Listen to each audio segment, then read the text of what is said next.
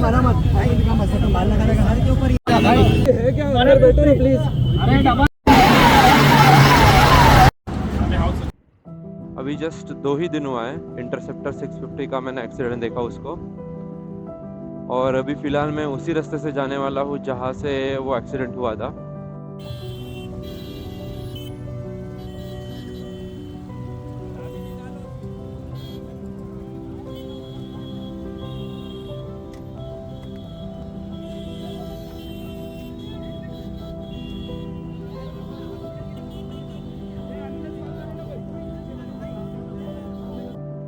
I was actually exactly here when the accident happened. मैं आपको बताता हूँ एग्जैक्टली कहाँ पे एक्सीडेंट हुआ और क्या सिनारियो हुआ था। लाइक अभी जैसे मैं जा रहा हूँ वो बंदा भी वैसे ही जा रहा था, और यहाँ से if you can see this road, यहाँ से डायरेक्टली कोई तो दिस लेन पे स्विच करने के लिए ट्राई कर रहा था, और वो यहाँ से जाके सीधा इसको जाके टकराया, और फिर ये पोल से यहाँ पे गाड़ी उसका गिरा था। गाड़ी का हालत तो बहुत ज़्यादा बुरा हुआ था, और लेकिन वो तो गाड़ी है, गाड़ी तो वापस बन जाएगी, लेकिन इंसान का जो हालत हुआ वो उससे ज़्यादा बुरा हुआ था। जब मैं वहाँ पे पहुँचा, बहुत सारे लोगों ने भीड़ वगैरह जमा करके रखा था, but no one was ready to touch उसको, कोई भी उठाने के लिए वगैरह भी रेडी नहीं था। फिर मैंने और एक और अंकल थे, उन्होंने, और 4-5 लोग बाद में वापस आ गए कि उन्होंने हमने क्या किया कि उनको उठा के फुटपाथ पे बाजू में हमने सुला दिया।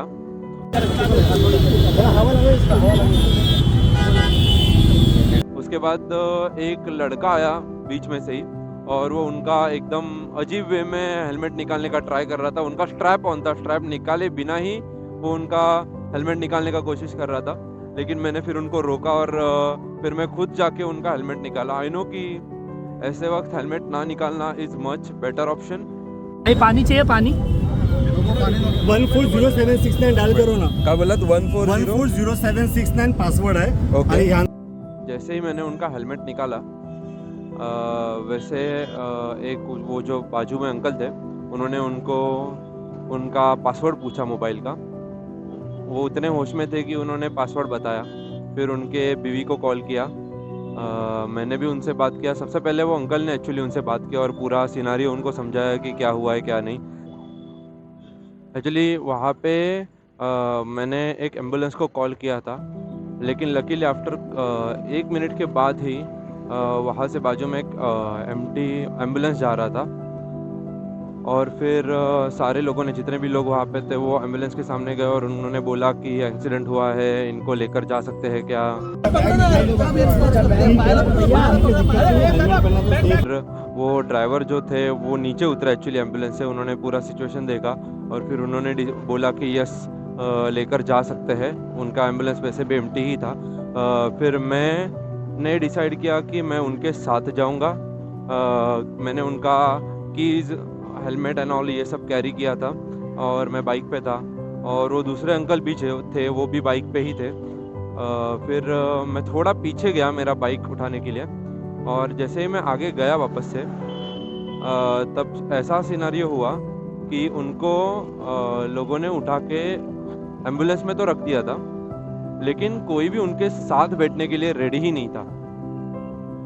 तो जैसे ही मैं आगे पहुंचा, मैंने बहुत सारे लोगों को रिक्वेस्ट किया वहाँ पे कि कोई तो बैठो, कोई तो बैठो, बहुत टाइम हो रहा है। उनका इंजरी बहुत ज़्यादा दिख रहा था। एक्चुअली ब्लड लॉस कोई नहीं था, लेकिन उनका इंजरीज बहुत ज़्यादा दिख रहा था। लाइक उनको अरे एक कोई तो जाओ यार, गाड़ी में, गाड़ी पे उन्हें तो मैं खुद जाता। अरे उल्टा पार्टी कोई तो रहेगा ना तुम्हारे पीछे। अरे कोई भाई, कोई है क्या? अंदर बैठो ना प्लीज। अरे डबल कोई आया उसके साथ। अरे कोई तो बैठो अंदर प्लीज।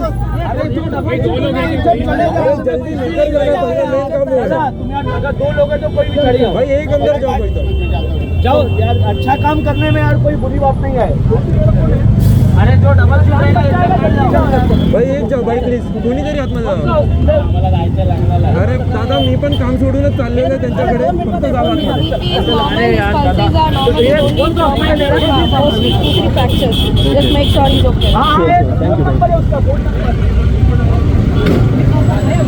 तो फिर मैं जोर जोर से सबको चिल्ला के पूछने लग गया कि एटलीस्ट कोई तो हेल्प करो, अंदर आ जाओ, कोई तो बैठो। ऐसा लिटरली 2 मिनट करने के बाद फाइनली एक बंदा रेडी हुआ। वो उन्होंने अपना बाइक बाजू में ही पार्क करके फिर वो बैठ गए। लेकिन तब कुछ लोगों ने मुझे लिटरली ऐसे रीज़न दिए कि मुझे ऑफिस जाना है, किसी का शादी है, मुझे घर पे जल्दी जाना है।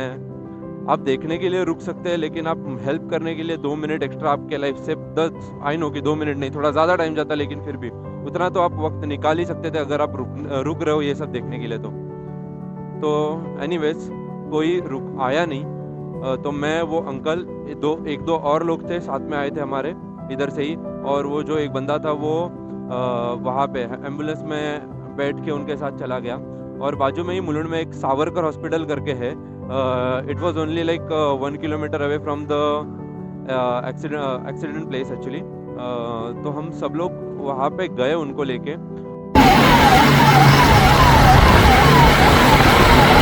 उनको जल्दी से जल्दी एम्बुलेंस से ER में शिफ्ट किया। फिर ER में शिफ्ट करने के बाद वहाँ पे पीछे से और भी लोग आ गए, जहाँ से एक्सीडेंट हुआ था वहाँ से ही पीछे से और लोग आ गए। लेकिन वो खाली डिस्कशन कर रहे थे कि क्या हुआ क्या नहीं हुआ एंड ऑल। पुलिस, वहाँ पे पुलिस वगैरह भी थे सारे लोग। उन्होंने हमसे पूछा एग्जैक्टली क्या हुआ, उनको हमने कंडीशन समझाया। देन डॉक्टर वगैरह लोगों को भी हमने कंडीशन समझाया पूरा का पूरा, क्या हुआ है क्या नहीं। फिर थोड़ी देर बाद डॉक्टर ने उनको फर्स्ट एड वगैरह दिया, और फिर डॉक्टर ने वापस से जितने भी हम लोग थे उनको लेकर आए थे। उनको बोला गया ये कि उनका जो हाथ एंड पैर के ऊपर उनको कोई भी सेंसेस नहीं हो रहा था।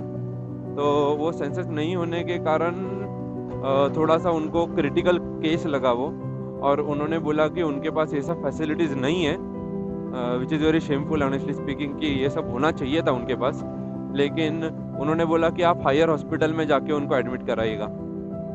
अभी हम उनके पहचान वाले तो नहीं थे कि हम उनको पर्सनली जाके ऐसे खुद ही डिसीजन लेके डायरेक्टली ये सब करें।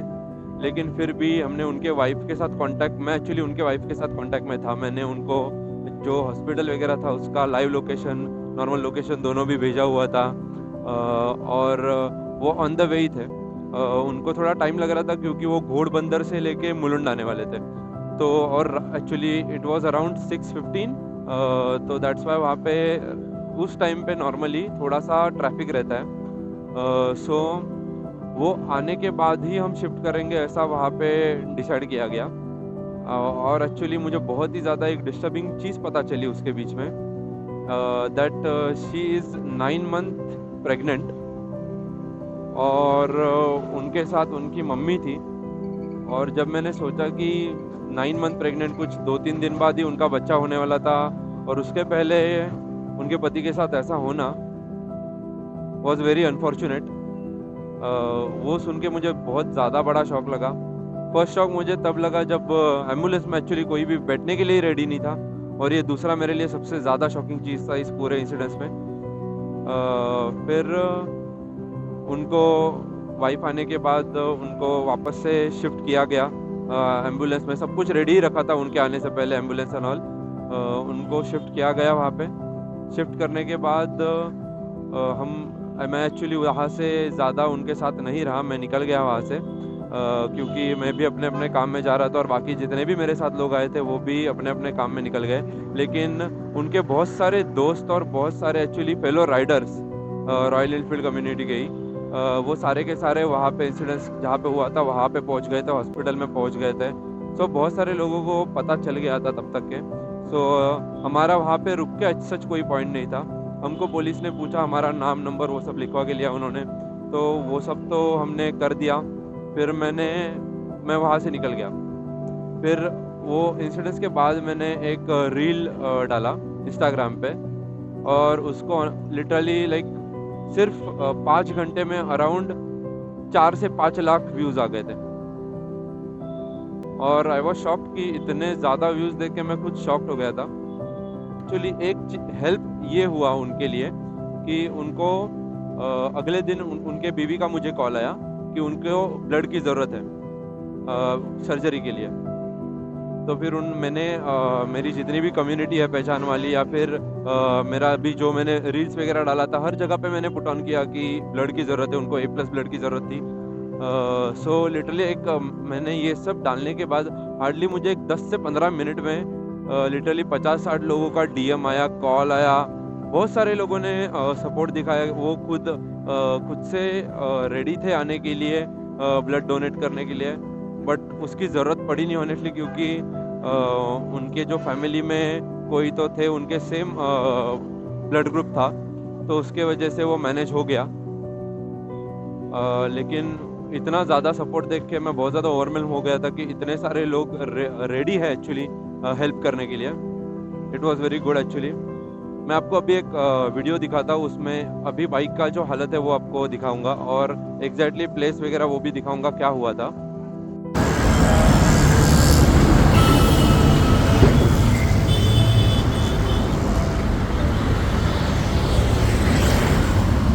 एक्चुअली वो वेरी अनफॉर्चुनेट था, लेकिन मैं एक चीज़ इससे सीखा कि आप कितने भी एक्सपीरियंस्ड हो या आप एकदम नए राइडर हो, ओवर कॉन्फिडेंट मत होना।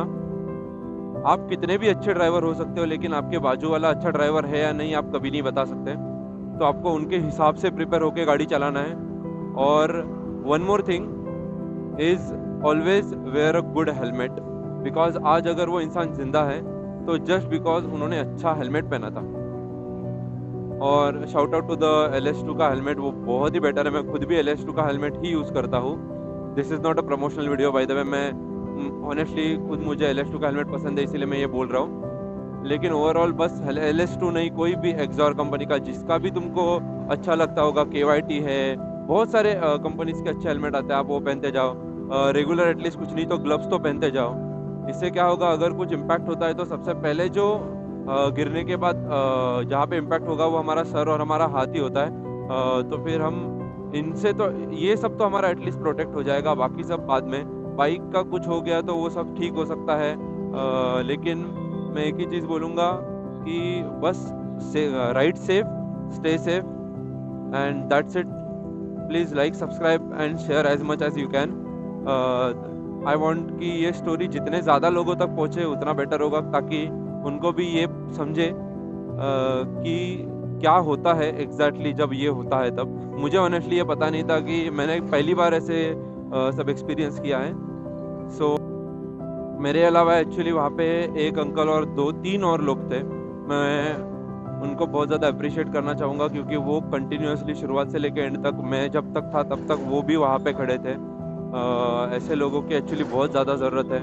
एंड आई होप कि सब लोग कभी भी कोई भी ऐसे किसी भी प्रॉब्लम में फंसता है तो ऐसे हेल्प करो, क्योंकि आज उनके साथ हुआ है, कल अगर आपके साथ होगा और कोई वहाँ पे खड़ा नहीं होगा, तो प्लीज़ जब भी आपको ऐसा कुछ दिखे तो प्लीज़ हेल्प कीजिएगा।